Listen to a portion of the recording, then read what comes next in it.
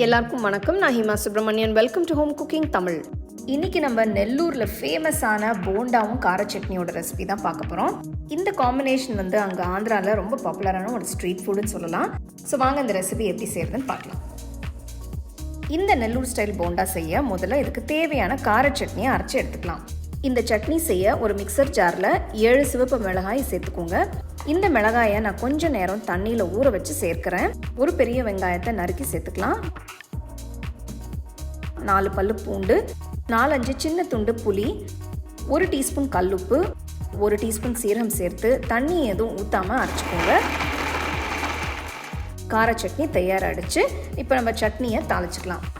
ஒரு தாளிப்பு கரண்டியில் 3 டீஸ்பூன் எண்ணெயை ஊற்றி எண்ணெய் சூடானதும் 1 டீஸ்பூன் உளுத்தம்பருப்பு, 1/2 டீஸ்பூன் கடுகு, 1/2 டீஸ்பூன் சீரகம் சேர்த்து வறுத்துக்கலாம். கடுகு பொரிய ஆரம்பித்ததும் ஃப்ரெஷ்ஷான கருவேப்பிலை சேர்த்து வறுத்து அரைச்ச சட்னியை சேர்த்து 2-3 நிமிஷம் வதக்குங்க.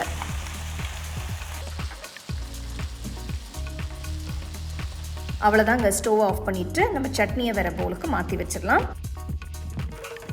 இந்த போண்டாக்கு நம்ம தனியாக மாவு எதுவும் அரைக்க வேண்டியதில்லை. வீட்டில் நம்ம எப்போவுமே வச்சுருக்கிற இட்லி தோசை மாவே போதும். இந்த ரெசிபிக்கு மாவு நல்லா புளிச்சிருக்கணும். ஸோ வீட்டில் நல்லா புளிச்ச இட்லி தோசை மாவு இருந்ததுன்னா அந்த மாவை வச்சு நீங்கள் தாராளமாக ஹாப்பியாக இந்த ரெசிபியை செய்யலாம். மாவில் பொடிசாக நறுக்கின 2 பெரிய வெங்காயம், 1/4 கப் கடலைப்பருப்பை 1 மணி நேரம் ஊற வச்சு சேர்த்துக்கலாம். கடலைப்பருப்பு சேர்க்கிறது ஆப்ஷனல் தான். அடுத்து நறுக்கின 3 பச்சை மிளகாய், பொடிசாக நறுக்கின கருவேப்பிலை, கொத்தமல்லி இலை, 1 டீஸ்பூன் உப்பு சேர்த்து நல்லா கலந்துக்கோங்க.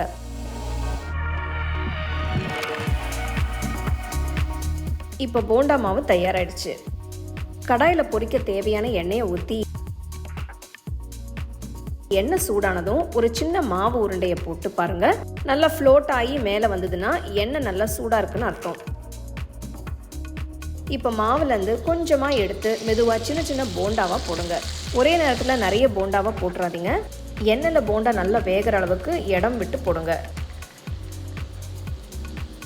ஸ்டோவை மீடியம் ஃப்ளேம்லேயே வச்சு நல்லா திருப்பி விட்டுட்டே இருங்க. நல்லா எல்லா பக்கமும் ஈவனாக குக் ஆகட்டும். நல்ல பொன்னிறமாக பொரிஞ்சு வந்ததும் எண்ணெயிலேருந்து எடுத்து சூடாக பரிமாறுங்க. நான் இன்னைக்கு இந்த நெல்லூர் ஸ்டைல் போண்டாவை கார சட்னி, தேங்காய் சட்னி வச்சு சர்வ் பண்ணுறேன். இது ஒரு அருமையான ஈவினிங் டீ டைம் ஸ்நாக்குன்னு சொல்லலாம். நல்லா சூடாக சாப்பிடும்போது ரொம்பவே அருமையாக இருக்கும். இதுக்கு நம்ம ஊற வச்சு அரைக்கணும்னு எதுவும் பண்ண வேண்டாம். வீட்டில் எப்போவுமே இருக்கிற பொருட்களை வச்சு சட்டுன்னு நம்ம பண்ணிடலாம். நம்ம வீட்டுக்கு ஃப்ரெண்ட்ஸு, கெஸ்ட்ஸ்லாம் வரும்போது சீக்கிரமாக ஈஸியாக பண்ணுறதுக்கு இது ஒரு சூப்பரான ரெசிபி. கண்டிப்பாக ட்ரை பண்ணி பாருங்கள். ட்ரை பண்ணி அப்படியே உங்கள் ஃபேமிலி ஃப்ரெண்ட்ஸோடு ஷேர் பண்ணுங்கள். உங்களுக்கு இந்த ரெசிபி பிடிச்சிருந்தா லைக் பண்ணி ஷேர் பண்ணி ஹோம் குக்கிங் தமிழ் சேனலுக்கு சப்ஸ்கிரைப் பண்ணுங்கள். மறக்காமல் பெல் ஐக்கானை கிளிக் பண்ணுங்கள்.